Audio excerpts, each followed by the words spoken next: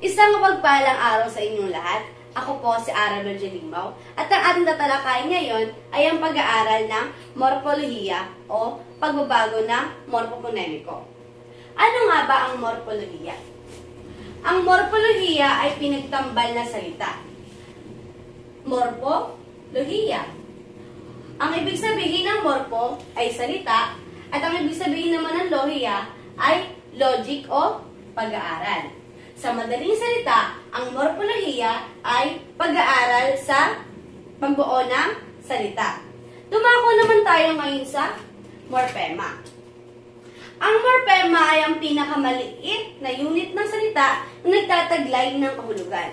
Kahit daw ang pinakamaliit na salita ay mayroong kahulugan. Halimbawa na lamang ito, ang salitang ugat plus panlapi. Halimbawa nito ay ang maganda. Ma plus ganda equals maganda. Ano nga ba ang ibig sabihin ng ma? Ang ganda, alam naman natin ang ibig sabihin yan. Ngunit ano nga bang ibig sabihin ng ma? Ang ma ay pinaikling salita na mayroong ganda. Kaya lamang ito sinabi ng maganda para mas maganda sa ating pandinig, mas magandang pakinggan. Isa na rin dito ang halimbawa ang matalino, mayroong talino. Isa din ang mayaman, mayroong yaman. Dumako na po tayo sa pagbabago ng morpoponemiko. Ano nga ba ang pagbabagong morpoponemiko? Galing sa salitang pagbabago na nagaganap sa isang salita. Ang pagbabagong morpoponemiko daw po ay merong 6 na madadaanan.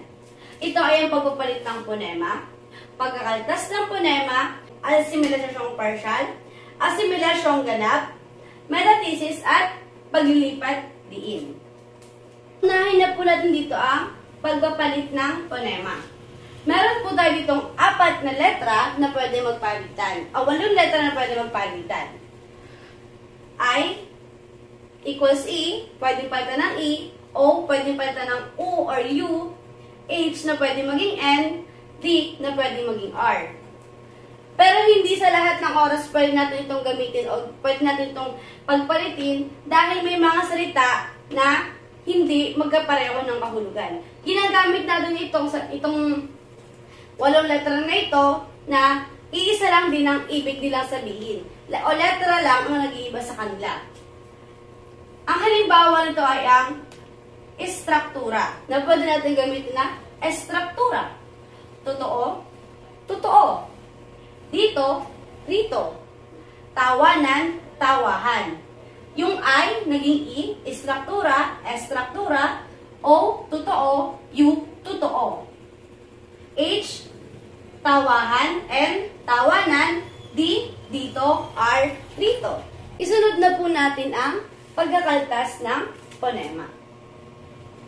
Paano nga ba nangyayari ang pagkakaltas ng ponema? Sabi dito, kinakaltas nito ang huling patinig ng salitang ugat na nilalapian ng hulaping in or an. Pag sinabi po natin hulapi, ay nangangahulugang hulihan. Hulapi, hulihan, na hulihan pagkatapos ng salitang ugat. At kinakaltas naman nito ang huling patinig sa salitang ugat. Halimbawa po nito ay ang takipan. Takip plus an, takpan. Paano? Paano nangyari ang salitang takpan? Ang salitang ugat po natin dito ay ang takip at ang hulaping nilagay naman natin dito ay ang an at ang kinaltas naman natin dito ang huling patinig ay ang salitang ay na nasa salitang ugat. Tandaan na hindi tayo basta-basta pumili ng ilalagay sa hulaping in or an. Dapat piliin natin o dapat siguraduhin nating akma ang salitang lalapian natin o ang ilalagay natin sa hulihan o ang hulaping in or an. Hindi tayo basta-basta pwede maglagay ng in or an.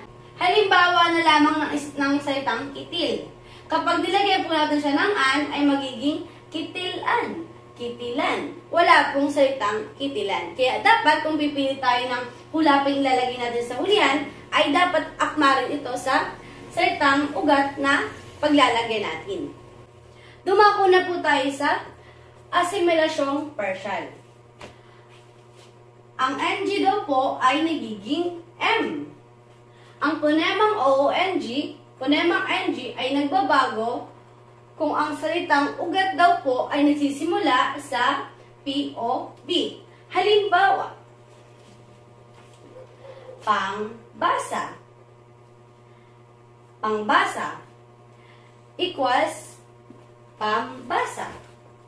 Dahil ang salitang ugat po ay nagsisimula sa letter B. P. Yan. Kaya ang salita ay naging pambasa. Pinalitan natin siya ng salita ng letrang M. Kaya naging pambasa. Isa din po ang simbuti. S, tsaka B, naging simbuti. Pinalitan po natin siya ng salitang M dahil pareho silang asimilasyong partial. Dahil ang salitang ugat nila ay nagsisimula sa B at S. Dumako naman tayo sa asimilasyong partial kung saan ang NG naman ay nagiging N. Okay, kung kanina, kung ang salitang NG ay napapalitan ng M, dahil ang salitang ugat ay nagsisimula sa P or B, ngayon naman, mapapalitan na lamang ng N ang NG kung ang salitang ugat ay nagsisimula sa DLRST o dollars. Tinatawag nilang dollars. Yan. Halimbawa na lamang ng salitang pangtulog. Nagsisimula siya sa letter T, kaya pinalitan siya ng salitang N o naging pantulog. Inalis, pinalitan yung letter NG. Ito rin, singsarap. Naging singsarap. Dahil letter S, nasa dollar siya, yung letter S. Kaya naging singsarap. Basta natandaan natin na kapag NG ay naging M, ang gagamitin doon ay ang P or B. At kapag ang NG naman ay nagiging N, ay papalitan natin siya, ay nagsimula siya sa DLRST. So, dumako naman tayo sa asimilasyong ganap. Paano nga ba ang asimilasyong ganap? Ang asimilasyong ganap ay may dalawang rules. Unang rules dito ay ang gawing partial. So, gagawin daw muna nating partial ang salita. At ang pangalawa naman ay ang kaltasin ang unang titik ng salitang ugat. So, ang example ko dito ay ang pangpalo. So, ang pangpalo kapag ginawa natin salitang partial o ang asimilasyong partial ay magiging siyang pangpalo. Pang plus palo magiging pangpalo. So, ang P at B sa partial ay magiging M. Pag ang salitang ugat ay nagsimula sa P or B, ay gagawin natin siyang M. Gagawin natin M yung NG. So, kapag naging partial na siya, asimilasyong partial, magiging pampalo. At ang sabi naman sa pangalawang rules ay kaltasin ang unang titik ng salitang ugat at aasin na natin ang unang titik ng salitang ugat. At ang salitang ugat naman natin dito ay yung palo. So, yung palo, yung partial na pampalo, aalisin daw natin yung unang titik ng salitang ugat. Yun yung palo. So, ang magiging salita dito ay, ang mabubuong salita natin dito ay ang pamalo. So, kapag pampalo, salita pa rin naman siya. Nagagamit pa rin siya pampalo, which is, halimbawa, ting-ting, yan. Yan yung pampalo. Pero yung pamalo, yun din. Isa lang din yung ibig sabihin nila. Ginawa lang natin siyang asimilasyong ganap. Isunod na po natin ang metathesis. Ano nga ba ang metathesis? Ang metathesis daw ay kapag ang salitang ugat ay nagsisimula sa N o Y, ay lalagyan ng panlaping in. At ang I at N ay nakikipagpalitan.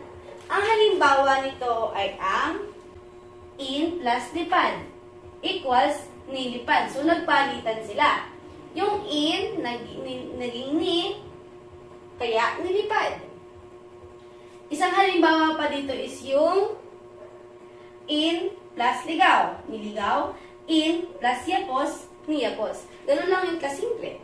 So, isunod naman natin ngayon ang paglilipat diin, ang pinakahuli. So, nagbabago ang diin kung ito ay nilalapian. Maaari rin na magkaroon ng ibang pagbabagong morpoponemiko sa salita. Halimbawa na lamang nito ang salitang laro. So, laro. Ang diin naman ito ay nasa L. Laro. Laro. Kaya pag sinabi natin diin, doon yung pinakamatagal na diin ng salita. Laro.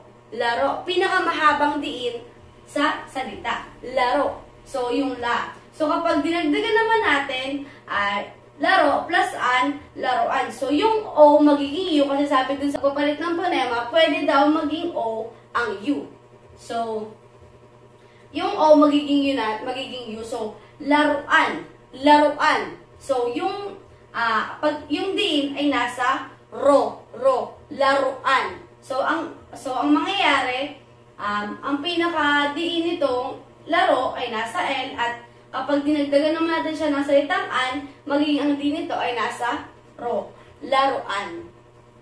Hanggang dito na lang po ang aking paliwanag ukol sa pagbabagong morpoponemiko. Ang morpoponemiko ulit ay ang pagpapalit ng ponema, pagkakaltas ng ponema, asimilasyong partial, asimilasyong ganap, metathesis at pagpapalit diin. Naway may naintindihan kayo sa aking paliwanag. Maraming salamat po.